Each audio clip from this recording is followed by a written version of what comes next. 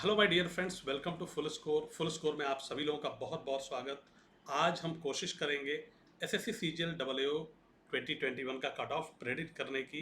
Already ढेर सारे platforms ने बाकी जो पोस्ट हैं उनकी कट ऑफ प्रेडिक्ट करने की कोशिश की है। तो चलिए वीडियो को शुरू करते हैं। दोस्तों, अगर मैं बात करूं जो हाईएस्ट स्कोरर्स रहे हैं, सबसे पहले आपको बता दूं जो सैंपल साइज रहा है वो कितना रहा है। तो 432 बच्चों ने अपना डेटा शेयर किया है। 432 बच्चों ने अपना डेटा शेयर किया है, ठीक है। और उस पर जो टॉप स्कोर रहा है वो रहा है 707 का। इनका 180 के अराउंड डब्ल्यू के पेपर में स्कोर है, जो कि दिखाता है कि ये यूपीएससी के बहुत अच्छी स्टूडेंट हैं। मतलब इनकी इकोनॉमिक्स पे बहुत अच्छी कमांड है, क्योंकि 180 के अराउंड स्कोर करना, 170 के भी अराउंड, अगर आप यूपीएससी की तैयारी आपने सीरियसली नहीं की है, इकोनॉमिक्स आपका बहुत रेडी नहीं है, स्पेशली करंट और बाकी चीज़ें भी, तो स्कोर करना बड़ा मुश्किल था, ठीक। इसके बाद 695 स्कोर रहा है, 688, 81 ऐसे करके 661। ये टॉप 15 स्कोर्स हैं। स्टार्ट होता है 707 से, 707 से, और पहुंच जाता है सीधे 661 पे।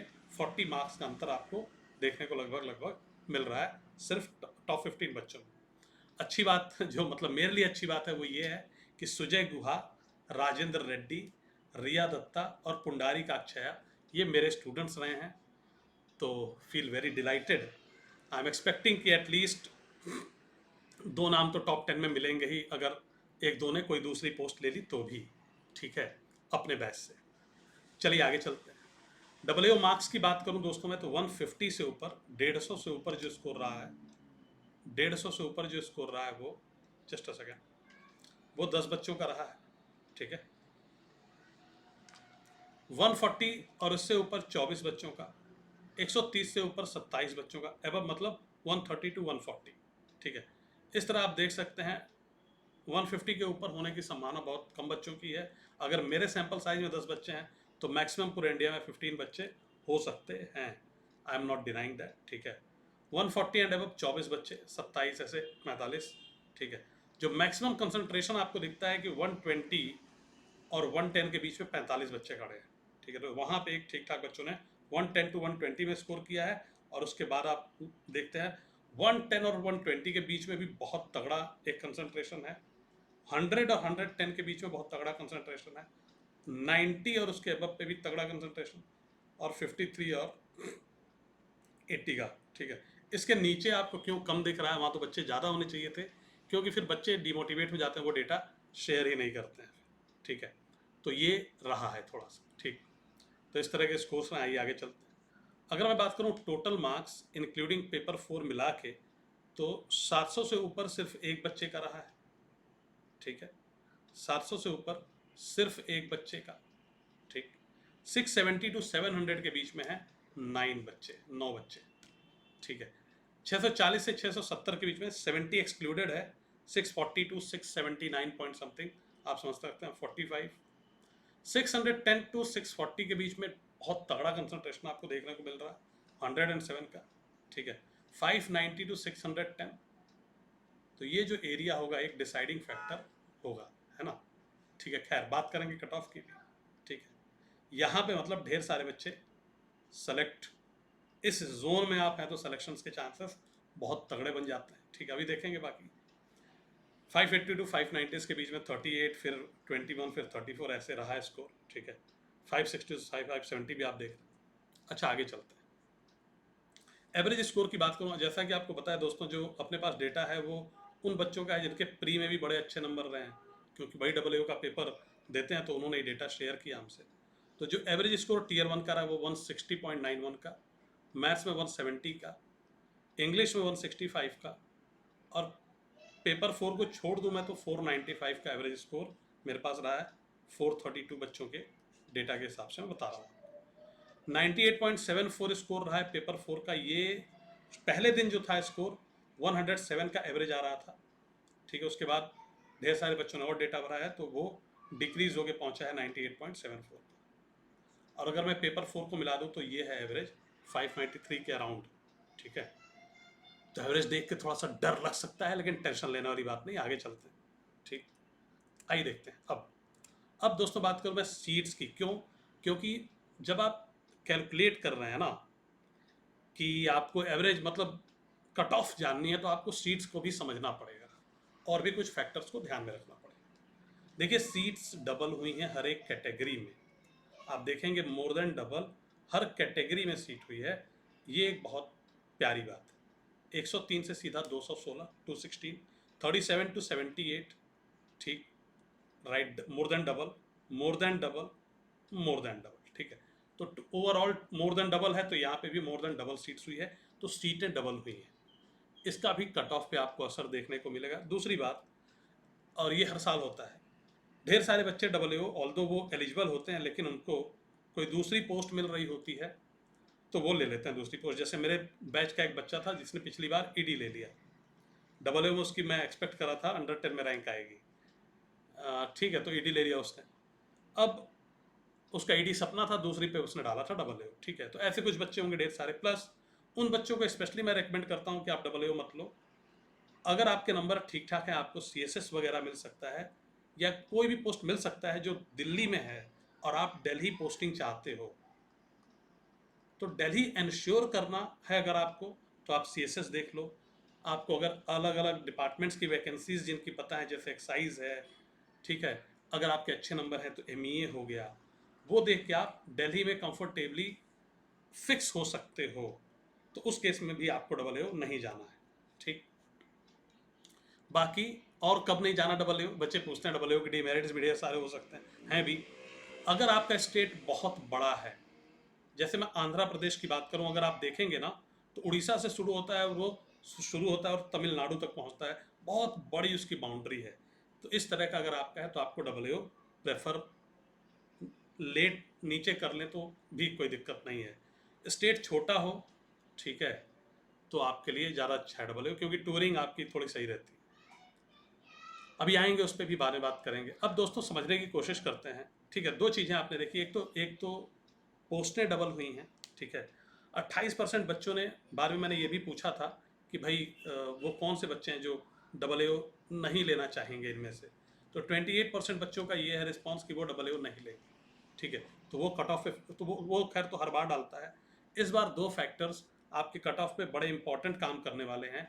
एक है भाई ये जो सीटें बढ़ गई हैं आपकी, ठीक है, सीट डबल हुई पहला, और दूसरा फैक्टर ये है कि टीयर 2 के एग्ज़ाम के बाद आपको टाइम कितने दिन का मिला है, सिर्फ गिन 30 दिन, 30 डेज। तो अगर आपने पहले से डबल की तैयारी नहीं की थी तो रिज़ल्ट आने के बाद बहुत ही कम बच्चे थे जिन्होंने रिस्क लिया, कोर्सेज ज्वाइन किया, ठीक है। जैसे मेरे बैच में स्पेशली जो बच्चे आए, अगर आप किसी बैच में नहीं थे तो आपने एंटर भी नहीं किया होगा, आपने NCERT खोलने की भी कोशिश नहीं की होगी अगर आप पहले से तैयारी नहीं कर रहे थे डबल ए की। तो ये था 30 दिन का आपके पास, लगभग 30 दिन का समय था, ये एक फैक्टर था टीयर 2 के बाद, ठीक है। तीसरा जो फैक्टर था सबसे बड़ा, वो जो पेपर रहा इस बार का, स्पेशली अकाउंटेंसी का, वो बहुत टफ रहा है, ठीक है। सर टफ रहा है, बहुत टफ, किस लेवल का रहा है? MCOM, BCOM, PhD? नहीं, कुछ बेतुके क्वेश्चंस ढेर सारे पूछे हैं SSC ने। अभी एक स्टूडेंट हैं हमारे बैच में, तो उनकी फादर और उनकी सिस्टर दोनों चार्टर्ड अकाउंटेंट, तो उन्होंने अपने सिस्टर को दिखाया पेपर कि ये पेपर है, देख लो। सिस्टर ने कहा कि जिस टीचर से पढ़ती हो उन्हीं से कहना समझाने को, ये तो बड़ा ही मतलब कैसा पेपर बनाया है, ठीक है। मतलब ये ऐसा पेपर है कि कोई भी देखे, अकाउंट्स का एक्सपर्ट भी तो कह दे कि यार कैसा पेपर बना दिया, ठीक है। इकोनॉमिक्स इन्होंने अच्छी पूछी है, माइक्रो को ढंग से पूछा है, और मैक्रो में इन्होंने स्पेशली UPSC को रेप्लिकेट करने की कोशिश की है, तो वहाँ पे लेवल काफ़ी बढ़िया है। तो वहाँ पे उन बच्चों को फ़ायदा हुआ जो UPSC की ढंग से जिन्होंने तैयारी की। तो इसलिए पेपर बहुत टफ रहा है, इसलिए आप देख रहे हो जो कट ऑफ आपको पिछली बार जो आपको रैंक अलग अलग प्लेटफॉर्म्स पे कट ऑफ मिल रही थी वो 95 96 के अराउंड, इस बार आप देख रहे हो वो गिर गई है खटाक से 70 to 80 के रेंज में आ गई है, 75 के अराउंड आ गई है, तो उसका भी आपको असर दिखेगा, ठीक है। आइए चलिए चलते हैं कट ऑफ। अब देखिए मैं पहली बार कट ऑफ प्रेडिक्ट करने की कोशिश कर रहा हूँ ज़िंदगी में। मैं मानता हूँ कि ये सबसे बेवकूफ़ी भरा काम है, कट ऑफ खेलना। एग्ज़ाम दे लिया, काम करता हूँ, ठीक है। लेकिन एक एक्साइटमेंट रहती है, एक अंदर रहता है, ठीक है। तो आप लोगों ने बहुत कहा है, तब मैंने कोशिश की है, तो प्लीज़ मुझे अगर इधर उधर जाता है तो I am sorry for that. लेकिन इस पर मैंने ऐसा नहीं कि मैंने बहुत जल्दी बनाया है, इसमें मैंने 6-7 घंटे टाइम लिया है, ठीक है। लेकिन फिर भी गलत हो जाए तो उसके लिए मैं माफ़ी चाहता हूँ। मुझे लगता है मैं पढ़ाना ही ज़्यादा स्ट्रेंथ वाला काम है मेरा, ठीक है। तो चलिए अब समझते हैं ज़रा कट ऑफ। यूआर में मेरे पास जो लोएस्ट मार्क रहा है वो 531 का रहा, हाईएस्ट 607 पहला, 688 दूसरा। एससी में 438 लोएस्ट, 654 हाईएस्ट। एसटी में 466 और 560। ओबीसी में 417.5 और 690 हाईएस्ट। ईडब्ल्यूएस में 517 और यहाँ पे 700, ठीक है, ये लोएस्ट हाईएस्ट। टोटल स्टूडेंट मैंने आपको बता दिए जिन्होंने डेटा भरा है। अब मुझे लगता है कि कट ऑफ जो होगी, अगर मैंने अभी 50 नंबर आपके छोड़ दिए हैं डिस्क्रिप्टिव के, मुझे लगता है कि इतने पे आपका यूआर में सिलेक्शन हो सकता है, ठीक है, राइट। आप कहोगे सर ये तो बड़े कम नंबर है, लेकिन मुझे लगता है तभी, एक तो पेपर की वजह से, ऑब्वियसली आप कहोगे मैथ्स में नंबर बढ़े हैं बच्चों के, तो ठीक है बढ़े हैं, लेकिन सीटें डबल हुई हैं, सीट्स डबल हैं, ठीक है, पिछली बार से पहली बार। दूसरा पेपर बहुत टफ था डबल ए वाला, ठीक है, इजी पे, पिछली बार का भी बड़ा ही अच्छा पेपर, कॉन्सेप्चुअल पेपर था, मतलब मजा आ गया था, नेक्स्ट लेवल था, but this was next to next level, ठीक है। तो पेपर वॉज टफ, ठीक है, सीट्स डबल है, मोर देन डबल। तो मुझे लगता है कि 570 पे आपका सिलेक्शन हो सकता है, ठीक। सिमिलरली अगर मैं एससी में बात करूँ 463, एसटी में 455, ओबीसी में 513 और ईडब्ल्यूएस में 535। Can guarantee you selection provided you are scoring, अगर आप स्कोर करते हैं 50 मार्क्स डिस्क्रिप्टिव में, ठीक है, इसके बाद सब में 50-50 ऐड करते जाइए। मुझे पता है कट ऑफ को काफ़ी लो, मतलब मेरे हिसाब से, आपके हिसाब से काफ़ी लो लग रहा होगा, लेकिन मुझे लगता है कि अगर आपके इतने मार्क्स हैं तो आप होपफुल हो सकते हैं, ठीक है। Thank you everyone, with this I am ending the session. और जैसा कि मैंने आपको शुरू में बताया, ढेर सारे बच्चे इस बार डबल में सेलेक्ट हुए हैं। We are expecting in under 10 2 students at least, बाकी देखते हैं, ठीक है, हो सकता है रैंक वन भी अपने बैच से आ जाए।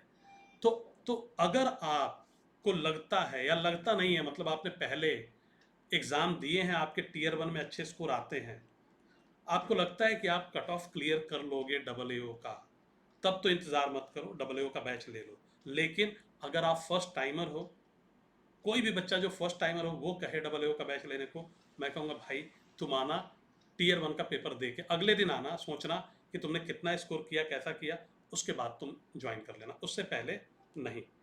इन केस यू आर रिपीटर, आपको विश्वास है कि आप अच्छा कर लोगे इस बार, आप कट ऑफ क्लियर कर लोगे, यू मस्ट ज्वाइन इट, ठीक है। इस बार कोशिश है कि 500 सेलेक्शंस दें कम से कम, सीटें अच्छी हैं, देखते हैं। Thank you everyone, I am ending the session.